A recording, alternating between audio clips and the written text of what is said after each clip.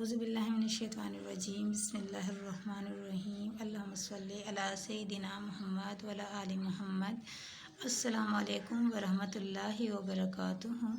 मैं हूँ फ़ातिमा ज़हरा हंस सरकानी और रमज़ान शरीफ आ रहा है तो हम रमज़ान शरीफ में तौबा इस्तग़फ़ार करना कितना ज़रूरी है हम उस पर मुख्तसर सी रोशनी डालते हैं कि अल्लाह को सबसे ज़्यादा खुशी अपने बंदे की तौबा से होती है। तौबा के मायने पलटना और रुजू करना है। बंदा अपने जज्बात की गुमराही में मुब्तला होकर गुनाहों की दलदल में फंसता चला जाता है और अल्लाह से बिछड़ जाता है, गोया वो अल्लाह से गुम हो गया हो। जब वो पलटता है और शर्मसार होता है तो अल्लाह को अपना गुमशुदा बंदा मिल जाता है। नबी सल्लल्लाहु अलैहि वसल्लम ने इरशाद फरमाया है, खुदा अपने बंदों पर इससे भी ज़्यादा रहीम और मेहरबान है जितनी माँ अपने बच्चे पर मेहरबान है। इसी तरह रमज़ान में भी ख़ास तौर पर तौबा इस्तग़फ़ार करते रहना चाहिए। मालूम नहीं सुबह से शाम तक इंसान अनजाने में कितने गुनाह और खताएँ कर बैठता है। इंसान हर वक्त तौबा इस्तग़फ़ार का मुहताज है। नबी करीम सल्लल्लाहु अलैहि वसल्लम दिन में 70 बार और 100 बार तौबा इस्तग़फ़ार फरमाते थे।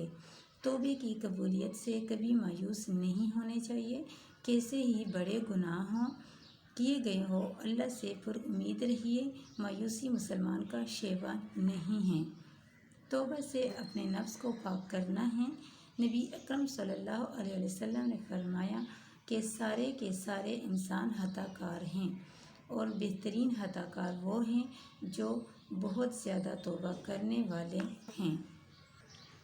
कुरान पाक में इरशाद है, ए मेरे वो बंदो जो अपनी जानों पर ज़्यादती कर बैठे हो, खुदा की रहमत से हरगिज़ मायूस ना होना।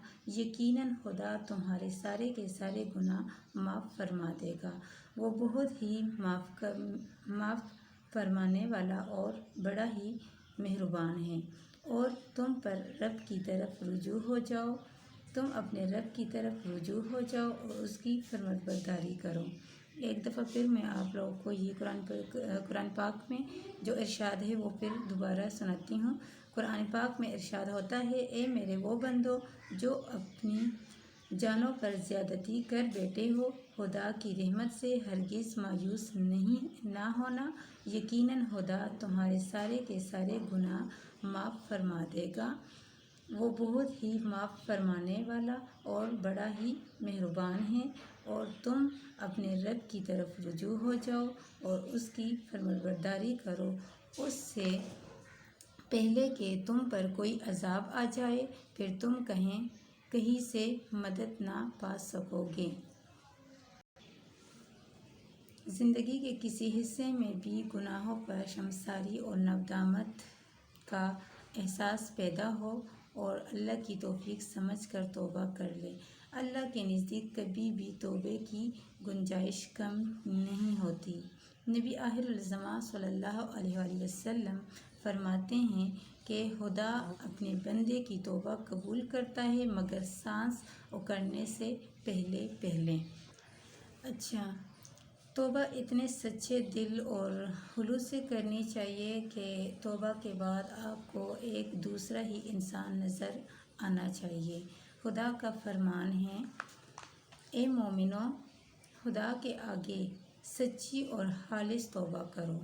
उम्मीद है कि तुम्हारा परदिगार तुम्हारे गुनाहों को तुमसे दूर फरमा देगा और तुम्हें ऐसे बागों में दाखिल फरमाएगा जिनके नीचे नहरें बह रही होंगी। इस दिन अल्लाह अपने रसूल सल्लल्लाहु अलैहि वसल्लम को और इन लोगों को जो ईमान लाकर उसके साथ हो लेते हैं रुसवा नहीं करेगा। सच्ची और खालिस तौबा ही से इंसान अपने गुनाहों को धो सकता है और दिल से तौबा कर लेने ही से इसका एक एक गुनाह धुल सकता है। अल-अर्ज़ तौबा और खालिस सच्ची तौबा तो उसी को ही कहते हैं कि ज़िंदगी में दोबारा ऐसा गुनाह ना करे इंसान। और आज हमने मुख्तसर सी रोशनी डाली थी इस पे। تو انشاءاللہ پھر ہماری بات ہوگی اگلی ٹاپک پہ، اور تب تک اللہ حافظ، جزاک اللہ۔